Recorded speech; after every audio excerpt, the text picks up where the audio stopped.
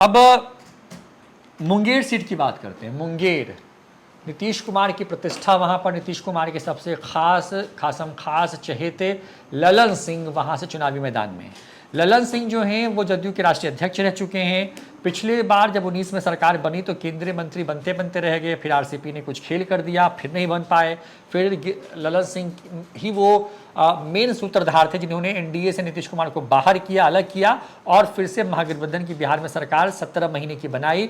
और बाद में नीतीश कुमार और उनके कुछ करीबी जो मंत्री उस वक्त में थे, उन लोगों ने फिर से बीजेपी के साथ आना स्वीकार किया। और तेजस्वी यादव के ऊपर बड़ा आरोप लगा इस बात का कि वो इधर उधर बहुत कर रहे थे। ललन सिंह के खिलाफ ये माना जा रहा था शुरुआत में कि वहाँ पर लालू यादव ने जो प्रत्याशी दिया है, अनीता देवी मंडल, अशोक महतो की पत्नी जो हैं उनको तुरंत शादी होती है। शादी होने का मतलब ही था कि टिकट उनको मिलने जा रहा है। अशोक महतो की पहचान उस इलाके में एक बड़े बाहुबली नेता के तौर पर रही, जो जेल से कुछ दिन पहले ही निकल के बाहर आए हैं। वहां पर ललन सिंह बनाम आप कह सकते हैं कि अशोक महतो ही मैदान में है। उनकी पत्नी जो है बस सिंबॉलिक तौर पर चुनाव लड़ रही हैं, जो कि आती हैं आपको धानुक जाति से। हाँ। और दूसरी तरफ जो है भूमिहार जाति के ललन सिंह है। बड़ा लंबा एरिया है, पटना से शुरू होता है, बाढ़ मोकामा से शुरू होते हुए वो आपको जाता है, आपको बेगूसराय के बढ़िया को टच करता है और मुंगेर तक जाता है। ये पूरा इलाका है। वहाँ पर कुल वोटर वहाँ पे जो इनरोल्ड हैं वो करीब 20.5 लाख के करीब में है वहाँ पर।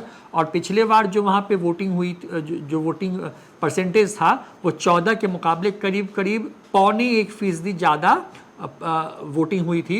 53% हुई थी 14 में, और ये बढ़कर के 19 में 54% हुई थी। ललन सिंह या अशोक महतो की पत्नी। यहाँ पर देखिए जो प्रयोग लालू प्रसाद यादव ने मुंगेर लोकसभा सीट पर जो किया, पूरी कोशिश थी कि अगड़ा पिछड़ा करवाया जाए। जब अटमल गोला आते हैं तेजस्वी प्रचार करने के लिए तो उनकी तरफ से कह दिया जाता है बिना नाम लिए हुए, ठीक है, कि यहाँ पर मतलब बिना नाम लिए हुए कह दिया जाता है कि सारे जो लोग हैं, जो पिछड़े लोग हैं, वो जो है वो लामबंद हो तो किसके खिलाफ हो? ऑब्वियसली अगड़े के खिलाफ हो। अगड़े के खिलाफ हो तो किसके खिलाफ हो?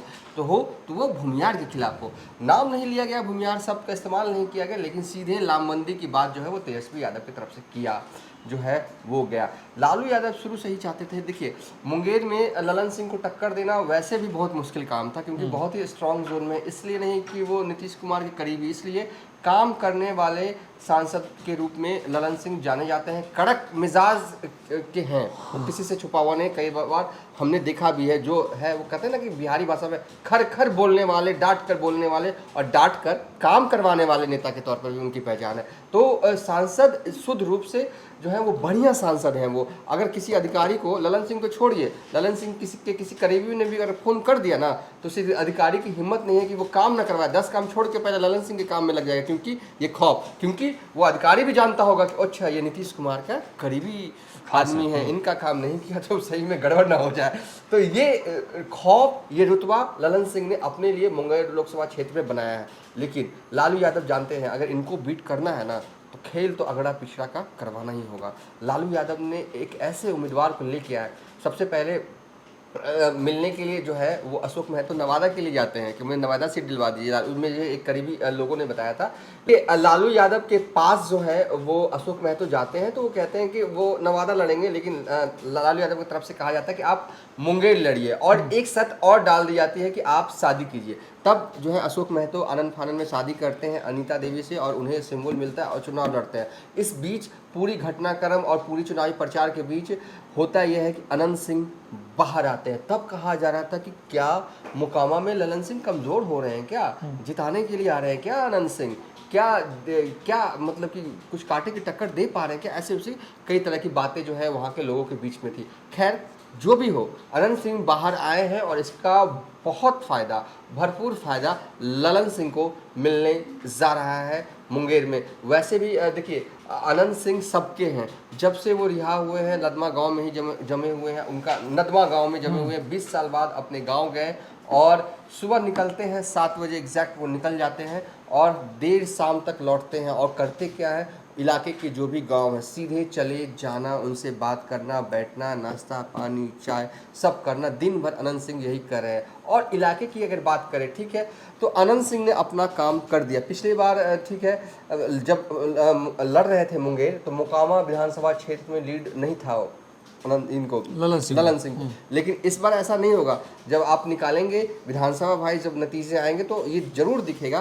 उसको बताते हैं थोड़ा देवांशु। मुंगेर में पिछली बार 19 में जदयू को लीड हुआ था, जमालपुर विधानसभा में भी जदयू लीड पे थी, सूर्यगढ़ा में भी जदयू लीड पे थी, लखीसराय में भी जदयू को लीड था, मोकामा में नीलम देवी, क्योंकि अनंत सिंह जेल तुरंत गए थे और नीलम देवी वहाँ से प्रत्याशी थी महागठबंधन की, तो उनको लीड था। लेकिन बाढ़ में ये 6 सीटों में से 5 में जदयू को लीड थी वहां पर। लेकिन अब देखिए, प्रहलाद यादव कहने को आरजेडी के विधायक है, लेकिन अब वो आरजेडी के विधायक नहीं रहे, एनडीए खेमे में, ठीक है। इस सीट पर अगर विधानसभा 22 भी अगर आप आंकड़े हम जो स्क्रीन पे चला रहे हैं वो आप देख रहे होंगे, इस हिसाब से भी देखें तो एनडीए स्ट्रांग है। दूसरे हिसाब से देखें तो कड़क सांसद, काम करने वाले सांसद के तौर पर पहचान भी है। आपने इंट्रो में कहा कि केंद्रीय मंत्री बनते बनते रह गए, तो कहीं ना कहीं इस बार वोटरों को भी मैसेज है कि इस बार अगर सांसद बनेंगे तो केंद्रीय मंत्री बनेंगे, भारी भड़कम प्रोफाइल मिलेगा। हाँ, भारी भड़कम प्रोफाइल मिलेगा। और लोग भी चाहते हैं ना कि उनका सांसद जो है ना केंद्रीय मंत्री रहे, ये बेटर है कि ये सांसद होने से अच्छा है कि उनका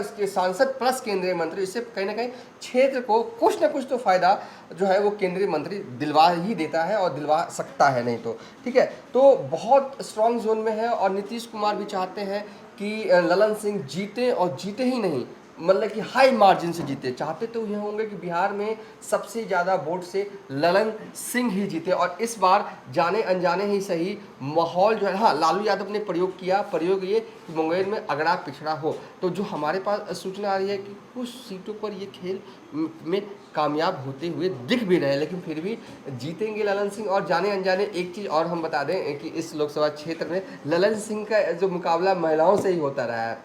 2014 में बीना देवी उनके खिलाफ थी, 2019 में नीलम देवी थी और 2024 में अनीता देवी हैं। और इस बार भी ऐसा लग रहा है कि बहुत स्ट्रांग है, निकाल लेंगे सीट। अब पिछली बार मुझे जहाँ तक याद आ रहा होगा, रोहित 1,67,000 वोटों से वो जीते थे करीब, और इस बार मैं ये दावे के साथ कह सकता हूँ ये मार्जिन बढ़ने वाला है, घटेगा नहीं। बहुत सी सीटों पे देखा गया है कि ये, क्योंकि मैं ज़्यादातर सीटों पे ये कह रहा हूँ कि जीतने वाले की जो मार्जिन है वो घटने वाली है। लेकिन मुंगेर में मैं आश्वस्त हूँ कि ललन सिंह जो है वो हाई मार्जिन से जीतने वाले हैं। हाँ, लालू यादव का प्रयोग कुछ विधानसभा सीटों पे कामयाब हुआ है, जो उन्होंने किया है अगड़ा पिछड़ा करने की कोशिश, लेकिन अगड़ा पिछड़ा वाली चाल जो है वो बाढ़ विधानसभा क्षेत्र और मोकामा विधानसभा क्षेत्र में कामयाब नहीं हो पाई। इसलिए नहीं हो पाई है क्योंकि देखिए, मोकामा टाल में कहा जाता है वो धानु कुर्मी का बेल्ट है। इतना विकास कर दिया ना नीतीश कुमार ने उस इलाके में। आप किसी गांव में जाना हो तो एक रास्ते से जाइए, और उस रास्ते से अगर नहीं लौटना हो तो अगले रास्ते से निकल जाइए। उस रास्ते से नहीं निकलना हो तो दाएं वाले रास्ते से बाहर निकल जाइए, बाएं वाले रास्ते से। मतलब एक गांव अगर आप सर्किल है तो सर्किल के चारों तरफ मतलब कि रोडों का जाल है। इतना काम कर दिया, बिजली रहती है। पहले तो मोकामा टाल में तो कुछ देखा ही नहीं था।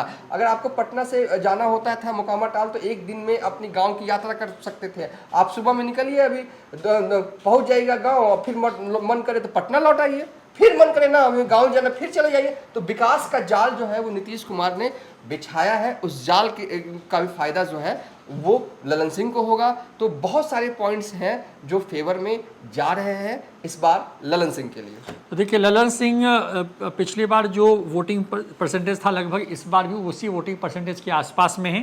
10,36,000 ज़्यादा करीब में जो है वोटर टर्नआउट हुआ था पिछली बार, कुल 20,42,000 वोटर्स में से। और बड़ी बात यह है कि इस बार की बात कर लें तो इस बार ललन सिंह को एक बड़ा एज है वहाँ पर। अनंत सिंह ने आकर के एक तरीके से कहें कि उनके लिए और माहौल बना दिया है, क्योंकि बड़ा एरिया है वहाँ पर, कई विधानसभाओं को छूता है। पटना से लेकर के आपको मुंगेर तक में, लखीसराय, 3 जिलों को मिलाकर के एक लोकसभा बनता है। मुंगेर, जमालपुर, सूर्यगढ़ा के जो विधायक हैं वो फ्लोर टेस्ट के वक्त में आरजेडी के विधायक थे, वो नीतीश कुमार के साथ आ गए हैं। तो एक वहाँ पर हालांकि खबर ये भी है कि सूर्यगढ़ा में उनके खिलाफ कुछ लोगों ने भीतरघात करने की कोशिश की है, लेकिन वो इतना वो इतना बड़ा नहीं है कि जिसको जो है ललन सिंह का नुकसान कर पाए। मोकामा और बाढ़ तो आप छोड़ ही दीजिए, यहाँ पर इनको एक बड़ा एज मिलने जा रहा है। और जमालपुर मुंगेर जो है वहाँ पर है ही, और लखीसराय क्योंकि विजय सिन्हा जो कि बिहार सरकार में डिप्टी सीएम हैं, उनके लिए भी प्रतिष्ठा की बनी हुई जो बचानी हो उसका मौका है यहाँ पर। अगर वहाँ पे बड़ी संख्या में वोटिंग होता है ललन सिंह के पक्ष में तो उनका कद भी जो है पार्टी के अंदर बढ़ेगा, ये भी आप मान के चलिए, यानी कि वो अपने इलाके के वोट को ट्रांसफ़र कर पाने में कामयाब हो जाते हैं, तो इसका मैसेज आएगा। तो ये बिहार की 5 सीटें, इन 5 सीटों का हमने आपको पूरा हाल बताया। हमने दरभंगा, उजियारपुर, समस्तीपुर, बेगूसराय और मुंगेर का सब जो पूरी ग्राउंड रियलिटी है, क्योंकि जो चुनाव संपन्न हुए हैं उसके जो आंकड़े आएंगे, कितनी वोटिंग हुई है, वो बहुत देर रात तक आती है, लेकिन जो आंकड़े हमारे पास थे और जो दिन भर हम लोगों ने वहाँ पे तमाम लोगों से बातचीत की, जो तमाम फीडबैक्स आए, जो लोगों के बयान आए, जो वीडियोज़ हम तक पहुँचे, जो अलग अलग बिल्कुल सुदूर के जो पोलिंग स्टेशंस थे वहाँ पर जो जिस तरह का जोश खरोश दिखा वोटरों के अंदर में, उन सबको मिला करके ऐसा लगता है कि जो स्थिति 2019 में हुई इन 5 सीटों पर, कुछ वैसी ही स्थिति जो है एक बार फिर से आप कह सकते हैं कि 2024 के चुनावी नतीजों में यहाँ पर दिख सकता है। यानी कि यहाँ पर एनडीए को बड़ी बढ़त हो सकती है। पहले और दूसरे चरण में जिस तरह के नुकसान की खबरें आई थी, उसको तीसरे और चौथे चरण आते आते जो है एनडीए ने एक हद तक जो है उस डैमेज को रोक लिया है, और इसका असर चुनावी नतीजों पर भी ज़रूर दिखाई देगा। फिलहाल इतना ही, देखते रहिए न्यूज़ फॉर नेशन। नमस्कार।